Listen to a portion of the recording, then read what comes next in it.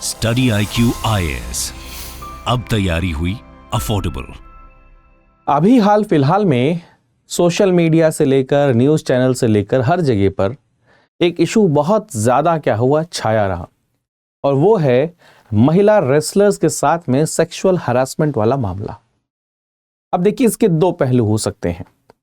एक पहलू जो कई सारे लोग जो पॉलिटिकल पर्सन हैं या पॉलिटिकल आइडियोलॉजी से क्या करते हैं, अलाइन करते हैं, वो सभी के सभी एक कहेंगे कि बिल्कुल सही, एक कहेंगे बिल्कुल गलत। लेकिन मेरा जो कंसर्न है, ये कंसर्न है कि आपको इससे एक स्टेप आगे जाकर आखिर ये इशू है क्या, और क्या इस इशू को सॉल्व करने के लिए कोई सेफ गार्ड मैकेनिज्म है क्या? क्या ये इशू सिर्फ और सिर्फ यहीं तक रेसलिंग वर्कर्स तक ही सीमित है?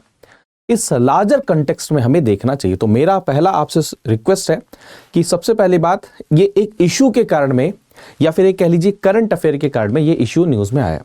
तो अब हम इस इशू के ऊपर में चर्चा करते हैं कि sexual harassment of women at work place. अब आप सभी ये चीज समझने की कोशिश करिए, किसी भी महिला के काम करने के अंदर में एक बहुत बड़ा कंट्रीब्यूशन ये होता है कि जिस जगह वो काम कर रहे हैं वो कितना सेफ है, कितना सिक्योर है, पहली बात। और वहां पर जब ट्रैवल करके जा रहे होते हैं तो वो पैसे जो ट्रैवल का जो टाइम है वो कितना सेफ है। प्लस में वो बात अलग है कि घर की जिम्मेदारियां और चीजें कैसे मैनेज होंगी। लेकिन ये दो बहुत इंपॉर्टेंट फैक्टर्स हैं जो हमारे वुमेन के पार्टिसिपेशन इन वर्क फोर्स को डिटरमाइन करते हैं। First very important point clear है। तो इसलिए वर्क प्लेस का सेफ एंड सिक्योर रहना बहुत ज्यादा जरूरी हो जाता है। तो इसको ध्यान में रखते हुए गवर्नमेंट ऑफ इंडिया ने एक एक्ट पास किया था जिसको हम पोश एक्ट भी बोलते हैं। क्या बोलते हैं? पोश एक्ट भी बोलते हैं। एंड इसी केस की सुनवाई के अंदर में सुप्रीम कोर्ट ने एक नहीं कई बार यह कहा कि कई सारे स्टेट्स, इवन कई सारी गवर्नमेंट की एंटिटीज जिसके अंदर में आपका जो रेसलिंग फेडरेशन है, उन सभी के अंदर में जो पोश एक्ट के प्रोविजंस हैं, जो प्रोविजन ये इंश्योर करते हैं कि सेक्सुअल हरासमेंट किसी विमेन का ना हो, और अगर सेक्सुअल हरासमेंट होता है तो एक कंप्लेंट का मैकेनिज्म बना हुआ है, वो चीजें यहां पर नहीं पाई गई, गायब पाई गई। तो एक बहुत बड़ा कंसर्न है, क्योंकि पोश एक्ट को 2013 में पास किया गया था। आज 2023 है, 10 साल हो गए हैं, फिर भी अगर इसके प्रोविजंस इंप्लीमेंट नहीं हो पा रहे हैं तो ये हमारे लिए चिंताजनक बात है। और इसीलिए मैं इस टॉपिक को बहुत डिटेल में करा रहा हूं आपको, क्योंकि ये क्वेश्चन आपके एग्जाम में आ सकता है और आपको एज ए जनरल अवेयरनेस के रूप में भी इसके बारे में पता होना चाहिए। ठीक है, तो मैंने आपको क्या है कंटेक्स्ट बता दिया कि आखिर क्या है। तो कि concerns raised bye supreme court. Supreme court ने क्या हाईलाइट किया है कि बहुत सीरियस लैप्स हैं इंप्लीमेंटेशन के अंदर में। किसकी इंप्लीमेंटेशन में? प्रिवेंशन ऑफ सेक्सुअल हरासमेंट, जिसको हम क्या बोल रहे हैं? पोश एक्ट बोल रहे हैं। ठीक है, prevention of sexual harassment at work place. ठीक है, याद रखिएगा। अब यहां पर क्या सबसे बड़ी चीज क्या है, क्या क्या इंप्लीमेंटेशन में लूप होल है? सबसे बड़ा लूप होल है कि इंटरनल कंप्लेंट्स कमिटी, जिसको हम ICC बोलते हैं, वो नेशनल स्पोर्ट्स फेडरेशंस वहां पर है ही नहीं कई सारे सेक्टर्स में, और जहां पर है वहां पर कंप्लायंस नहीं हो रहा है। तो इसलिए क्या है, इसका इंपैक्ट विमेन के वेल बीइंग पे, सेल्फ एस्टीम पे, एंड अगर कोई उनके साथ में ऐसा कोई हरासमेंट होता है तो वो क्या करें, उसकी कंप्लेंट क्या करें, इसके ऊपर में क्या है डिफिकल्टी आती है। मैं फिर कह रहा हूं, ये इशू हुआ या नहीं हुआ वो कोर्ट को डिसाइड करने दीजिए, अथॉरिटीज को डिसाइड करने दीजिए, हमें जज नहीं बनना है। मेजर जो क्वेश्चन है कि क्या सेक्सुअल हरासमेंट वर्क प्लेस पे नहीं होता है, होता है, तो उसको कैसे सेफगार्ड किया जाए, उसको कैसे सेफ बनाया जाए।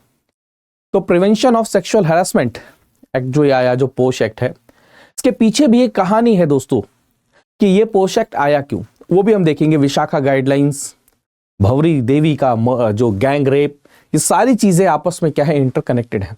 लेकिन सुप्रीम कोर्ट ने, क्योंकि हम ये टॉपिक पढ़ रहे हैं तो एक बार पहले इसको देख लें। सुप्रीम कोर्ट ने कुछ रिकमेंडेशन दिए, जैसे अर्जेंट वेरिफिकेशन होना चाहिए कि कहां कहां पर इंटरनल कंप्लेंट्स कमेटी है, लोकल कमिटीज हैं, और अगर मान के चलिए जहां जहां पर हैं वहां पर क्या सिर्फ नाम के लिए हैं या फिर उनके अंदर में सफिशिएंट मेंबर्स भी हैं, जिनकी वर्किंग भी हो रही है, इंस्ट्रक्ट किया बॉडीज को to publish committees detail on their website, enforcement of the POSH act to ensure a dignified and respectful work place for women.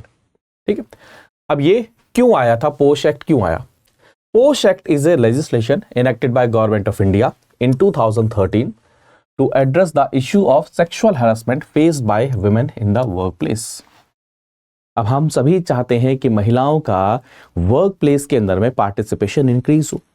अगर महिलाओं का वर्क प्लेस में पार्टिसिपेशन इंक्रीज होगा तो हम उसको किस में कंट्रीब्यूट कर सकते हैं? वुमेन एम्पावरमेंट में, इकोनॉमिक एम्पावरमेंट में। अगर महिलाओं का वर्क प्लेस में एनरोलमेंट इंक्रीज होगा, वहां पर पार्टिसिपेशन इंक्रीज होगा, तो फैमिली की फाइनेंशियल स्टेबिलिटी, नेशन की जीडीपी ग्रोथ, इन सभी में क्या होगा? पॉजिटिव कंट्रीब्यूशन होगा। तो वर्क प्लेस का सेफ रहना, सिक्योर रहना बहुत ज्यादा जरूरी है। तो इस एक्ट के अंदर में कहा गया कि जो वर्क एनवायरनमेंट है वो कैसा रहना चाहिए, और विमेन को प्रोटेक्ट किया गया सेक्सुअल हैरेसमेंट के अगेंस्ट में। तो सेक्सुअल हैरेसमेंट की डेफिनेशन क्या है इस एक्ट के अंदर में हम देखते हैं। जैसे सबसे पहली बात, कोई अनवेलकम एक्ट करता है, फॉर एग्जांपल फिजिकल कांटेक्ट करने की कोशिश करता है, सेक्सुअल एडवांसेस, इवन ये भी बहुत जगह पर होता है कि आपको लीव चाहिए तो उसमें सेक्सिस्ट कमेंट, वहां पर आपके साथ में ऐसा अनवेलकम बिहेवियर, टच, मैसेजेस, ऐसी बहुत सारी चीजें होती हैं। डिमांड और request for sexual favours, making sexually coloured remarks, ये भी सेक्सुअल हरासमेंट के अंदर में आता है। Showing pornography and any other unwelcome physical, verbal and non verbal conduct of A sexual nature. ठीक है, तो ये इसकी क्या है? डेफिनेशन है। अब इसको देखेगा कौन? आपने एक्ट तो लागू कर दिया, लेकिन एक्ट को लागू करने के बाद में इसमें काम कौन करेगा? तो वहां पर इंटरनल कंप्लेंट कमेटी का क्या आ जाता है? बहुत इंपॉर्टेंट रोल आ जाता है। लेकिन इसकी जो कहते हैं ना, इसका बेस क्या है, ये क्यों आया, इसके पीछे आपको जाना पड़ेगा 1993 में, और वहां से चीज शुरू होती है। भंवरी देवी इंसिडेंट 1992 राजस्थान के अंदर में हुआ, जिसने पूरे देश को क्या किया? शॉक कर दिया। भंवरी देवी एक सोशल वर्कर जो वुमेन डेवलपमेंट के प्रोग्राम में काम कर रही थी राजस्थान के अंदर में, उनको पता चलता है कि एक साल की बच्ची का बाल विवाह हो रहा है, और वो वहां पर जाती हैं कि उस बाल विवाह को रोका जा सके। वो उनका काम है, वो उनको रोकना है, लेकिन वहां पर उनके साथ में गैंग रेप होता है, और ये केस चलता है सुप्रीम कोर्ट में। सुप्रीम कोर्ट ये जानता है, और ये वहां पर एनालाइज करते हुए कंक्लूजन में आता है कि वर्क प्लेस में महिलाओं की सेफ्टी के रिगार्डिंग प्रोविजन नहीं है, सेक्सुअल हैरेसमेंट के रिगार्डिंग हमारे देश के अंदर में लेजिस्लेशन नहीं है। तो वहां पर उन्होंने क्या किया? एक विशाखा गाइडलाइंस करके क्या किया? लॉन्च किया, या फिर उसको वहां पर लेकर आए। तो Supreme Court in a landmark judgment in Vishakha and others, Vishakha जो एक तरीके से एप्लीकेंट थी, उन्हीं के नाम पर विशाखा गाइडलाइंस आई। 1997 में उन्होंने क्या किया? विशाखा गाइडलाइंस को लागू किया। इन गाइडलाइंस के अंदर में काफी सारी चीजें थी कि कैसे सेक्सुअल हैरासमेंट से महिलाओं को क्या किया जाए? बचाया जाए वर्क प्लेस के अंदर में। और इन्हीं का बेसिस बना 2013 के अंदर में जो ये एक्ट पास होता है, जिसको हम क्या बोलते हैं? Sexual harassment of women at work place prevention, prohibition and redressal act, जिसको हम क्या बोलते हैं? पोश एक्ट बोलते हैं। ठीक है, क्या है समझ गए? प्रिवेंशन ऑफ, क्या नाम है, सेक्सुअल हैरेसमेंट एक्ट, जिसको हम बोल देते हैं, या फिर sexual harassment of women at work place prevention, prohibition and redressal act. ठीक है, ये इंट्रोड्यूस होता है, और ये एक्ट आपके सभी बॉडीज के ऊपर में अप्लाई होता है, चाहे वो गवर्नमेंट सेक्टर की हो, चाहे वो प्राइवेट सेक्टर की हो, थ्रू आउट इंडिया सभी के ऊपर में लागू होता है। तो आप समझ रहे हैं कहाँ से कहानी क्या शुरू हुई, कैसे हुई? तो इस एक्ट के अंदर में कई सारे इंपॉर्टेंट प्रोविजंस हैं। सबसे पहला इंपॉर्टेंट प्रोविजन क्या है दोस्तों? कि कैसे प्रिवेंट करना है, प्रोहिबिट करना है सेक्सुअल हैरेसमेंट को। अब मान के चलिए कहीं पर कोई किसी के साथ में सेक्सुअल हैरेसमेंट होता है, तो वहां पर एक कंप्लेंट मैकेनिज्म बनाया गया, जिसको हम बोलते हैं क्या? Internal complaint committee. तो याद रखिएगा, जहां पर भी किसी भी वर्किंग साइट पर या कंपनी के अंदर में 10 और मोर एम्प्लॉय हैं, तो ये एम्प्लॉयर यानी कि जॉब जो प्रोवाइडर है उसकी जिम्मेदारी है कि वहां पर क्या बनाए? वो इंटरनल कंप्लेंट कमेटी बनाए। और इसके अंदर में क्या है? कोई भी सेक्सुअल हैरेसमेंट की कंप्लेंट को आप वहां पर कर सकते हैं। एम्प्लॉयर्स रिस्पॉन्सिबिलिटी इंक्लूड, अब एम्प्लॉयर की रिस्पॉन्सिबिलिटी सिर्फ यही तक नहीं है कि वो कमेटी बना देंगे, बल्कि अवेयरनेस प्रोग्राम चलाना और सेफ वर्क प्लेस को क्रिएट करना, ये भी उनकी जिम्मेदारी है। प्रोसीजर डिफाइन है पूरा का पूरा कि कंप्लेंट कैसे फाइल होगी, इंक्वायरी कैसे होगी, फेयर ट्रीटमेंट कैसा होगा इन्वॉल्व पार्टीज का। Non compliance with acts provision can result in the penalties including fines, cancellation of business licences. अब ये प्रोविजन तो है, यहां से दो और चीजें आती हैं। हमारे देश में हर जगह पर 10 से ज्यादा एम्प्लॉय तो है नहीं, यानी कि हर कोई फॉर्मल सेक्टर तो है नहीं। अब फॉर्मल सेक्टर अगर नहीं है तो क्या वहां पर सेक्सुअल हैरेसमेंट के केसेस नहीं है, होते हैं, तो उनको कैसे एड्रेस किया जाए? तो उनको एड्रेस करने के लिए क्या है दोस्तों, हमने क्या किया, जहां पर 10 से कम है वहां पर इंटरनल या फिर कमेटीज का ऐसा करके हमने प्रोविजन लेकर आए डिस्ट्रिक्ट लेवल पर, उसको भी हम देख लेंगे। तो पहले ये पोस्ट एक्ट के अंदर में जो 10 एम्प्लॉयज जहां पर ज्यादा हैं वहां पर इंटरनल कंप्लेंट कमेटी जो बनानी चाहिए, उसके अंदर में कितने मेंबर्स होते हैं? मिनिमम 4 मेंबर होने ही चाहिए, जिसके अंदर में एक प्रिजाइडिंग ऑफिसर कौन होंगे, और सीनियर लेवल फीमेल एम्प्लॉय होंगी, 2 एम्प्लॉय मेंबर्स सोशल वर्क के होंगे या लीगल एक्सपीरियंस होगा, और 1 मेंबर एक्सटर्नल मेंबर होते हैं जो एनजीओ से रिलेटेड हो, जिनके कारण में कोई अनड्यू प्रेशर ना हो। ये चीज समझने की कोशिश करिए। यहां पर अभी अगर देखेंगे कि अगर इसका एनालिसिस किया जाए ये आखिर इंप्लीमेंट क्यों नहीं हो पाया एक्ट, यहां पर ये चीज है कि आप वही कंपनी में ही काम कर रहे हैं और वहीं पर ही केस का प्रोसीडिंग चल रही है, तो वहां पर इसको इंप्लीमेंट कर पाना थोड़ा सा मुश्किल है। कई सारा अनड्यू प्रेशर आता है कि केस को विदड्रॉ कर लिया जाए, आपस में रिकंसिलिएट कर लिया, ऐसे बहुत सारी चीजें होती हैं। Districts are mandated to create local committees. क्या है लोकल कमिटीज? अभी जस्ट मैंने आपको बताया, जहां पर क्या है, जो वो फर्म या अनऑर्गेनाइज सेक्टर जहां पर 10 से कम एम्प्लॉयज हैं और इनफॉर्मल सेक्टर है, वहां पर क्या है, क्या करना है, लोकल कमिटीज बनानी है कंप्लेंट के लिए। ठीक है, तो रोल क्या है आईसीसी का और एलसीज का, यानी कि लोकल कमेटी और इंटरनल कंप्लेंट कमेटी का, कि पोस्ट एक्ट के अंदर में जो भी उनके पास में कंप्लेंट्स आती है उनको क्या करना है, इंक्वायरी करनी है। विद इन 3 to 6 मंथ के अंदर में क्या करना है, इंक्वायरी करनी है। रेजोल्यूशन मेथड क्या क्या है, कंसुलेशन कराया जा सकता है पार्टीज के बीच में, and committee initiate inquiries and take appropriate action. But यहां से इसके इंप्लीमेंटेशन में क्या क्या इशू है, क्या क्या चैलेंजेस हैं इंप्लीमेंटेशन के अंदर में?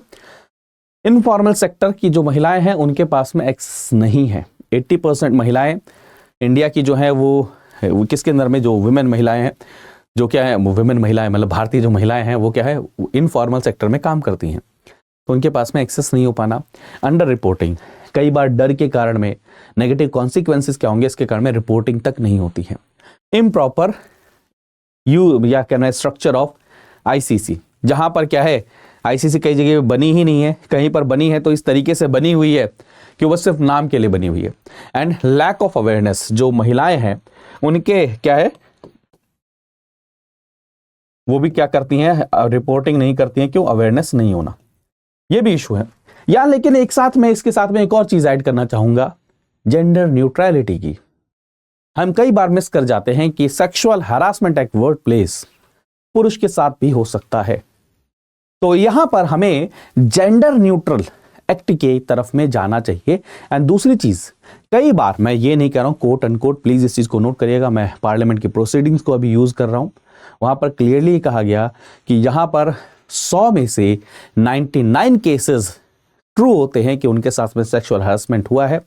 वहां पर एक केस ऐसा भी होता है जहां पर फॉल्स एलिगेशंस भी होते हैं, तो उसके लिए भी हमें सेफगार्ड मैकेनिज्म बनाने की जरूरत है कि जो प्रोविजन महिलाओं के एम्पावरमेंट के लिए लाया गया, कहीं ऐसा ना हो कि उसके मिसयूज करके क्या किया जाए, अपने लिए उसका फायदे के लिए या फिर उसका मिसयूज किया जाए, जिसके कारण में जो मतलब रियल जो ऑब्जेक्टिव था एंड जो सही में जो विक्टिम है उनके पक्ष को या फिर उनके जो ओपिनियन है या फिर उनकी साइड को क्या मिलता है, बल नहीं मिलता, उनको थोड़ा सा हर कोई शक की नजर से देखना शुरू करता है।